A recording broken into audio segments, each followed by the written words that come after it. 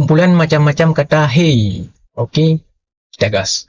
Hey maling-maling, hey pancilo-pancilo, hey koruptor-koruptor, hey komprador-komprador, hey antek-antek asing, hey mata-mata asing, hey kau akan kita usir. Hey adik-adikku, hey maling-maling, hey koruptor-koruptor, hey kaum munafikun, hey antek-antek asing, hey orang-orang pinter.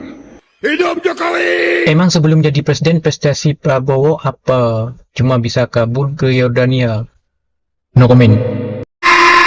Oke guys, balik lagi di Nyerocos, politisi Mexos. Lagi-lagi ya sindiran lucu untuk seorang bapak presiden kita guys ya. Karena setiap dia berpidato ya selalu banyak omong-omongnya gitu ya. Selalu banyak janji-janjinya ya. Akhirnya netizen bikinlah sebuah video ya ataupun juga parodi untuk meledek seorang bapak Prabowo kita ini guys ya. Ya karena ya salah sendiri gitu ya. Harusnya segala sesuatu itu di apa namanya ya, dipikirkan dengan matang gitu ya sebelum mengeluarkan statement yang nggak ada faedahnya gitu ya. Ini cuma janji, kebanyakan janji, akhirnya blunder kan. Jadi nggak usah berlama-lama guys, langsung aja kita lanjut keseruan ya komentar netizen untuk Bapak Prabowo. Pak Presiden.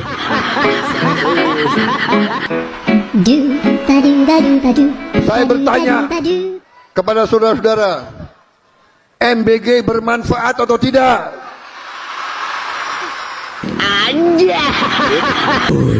Lu denger gak?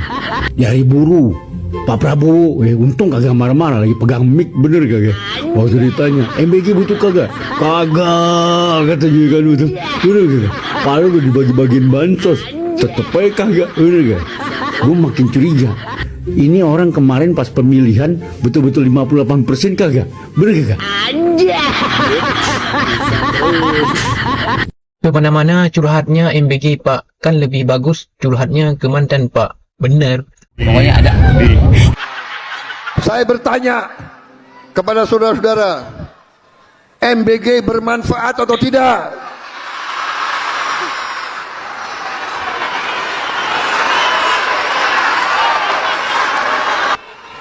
Itu sangat penting untuk anak-anak kita. Rakyat butuh telur, rakyat butuh daging, rakyat butuh sayur, susu, ikan. Rakyat butuh pekerjaan, butuh penghasilan yang layak, gitu loh Pak. Janji Bapak menciptakan 19 juta lapangan pekerjaan mana? Kalau rakyat sudah bekerja, punya penghasilan yang layak, maka mereka bisa beli susu sendiri, daging sendiri, ikan sendiri, telur sendiri, sayur sendiri, menyekolahkan anaknya sendiri, memenuhi kebutuhan hidupnya sehari-hari sendiri, gitu Pak ya. Jadi yang paling utama, yang paling urgent dibutuhkan rakyat itu adalah pekerjaan.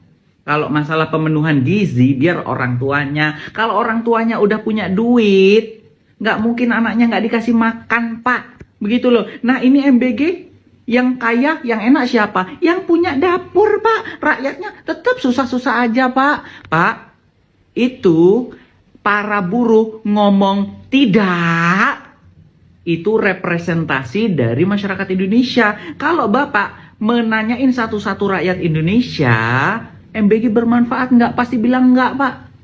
Lebih urgent pekerjaan. Ayolah Pak.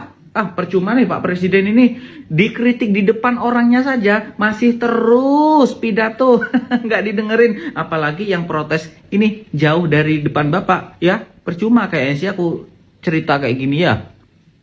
Percuma lah. Susah kalau presidennya nggak mau dengar. Menyesal saya pilih Prabowo. Nah, lagi kan pemilih Bapak Prabowo. Misal itu sedang apa Pak Sio? Mendorong perekonomian negara. Pantesan susah maju. Anggarannya bocor. Loh, maksud saya bannya bocor. Harus ngutang lagi nih yang banyak. Maksud saya harus didorong lagi sampai kuat.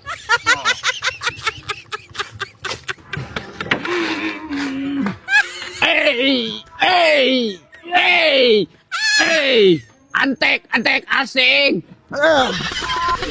Kira-kira begitulah kejadian yang sedang terjadi di negaraku. Iya, emang. Kalau bagi yang sadar ya. Mungkin yang salah itu cara bertanya Pak Prabowo. Seharusnya Pak Prabowo belajar dari para penceramah. Misalnya, MBG itu bermanfaat. Nah, atau pakai cara yang kedua, MBG itu bermanfaat. Betul apa betul? Tips yang terakhir, bisa pakai cara guru bahasa Inggris di akhir pembelajaran. Misalnya, MBG itu bermanfaat. Any question? No. Understand? Mungkin kalau kayak gitu pidatonya akan lebih berhasil. Yang jelas dia salah tempat ngomongnya. Enggak, aslinya fakta di lapangan ya begitu sebenarnya. Yang bermanfaat cuma di atas podium dan saat Bapak Prabowo lagi pidato. Tahu tanya yang mau tanya saya. Pak Prabowo pengen hidup 1000 tahun lagi. Setuju kalian? Dia memimpin Indonesia ini 1000 tahun lagi, ha?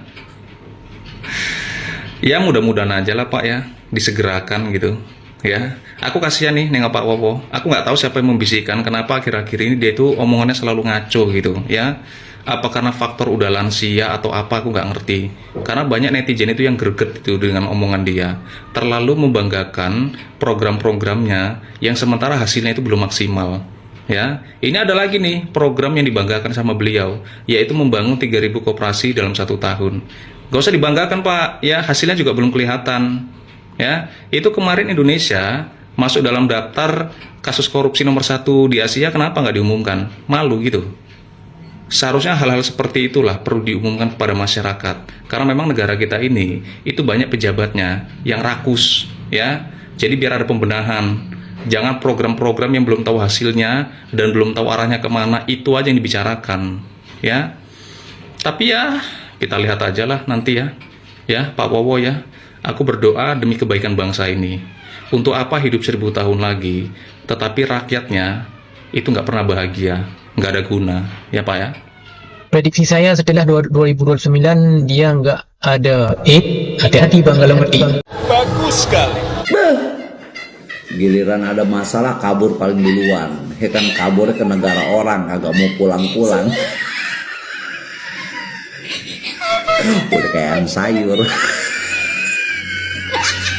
Itu juga dia bisa balik lagi ke negaranya gara-gara emak-emak tuh.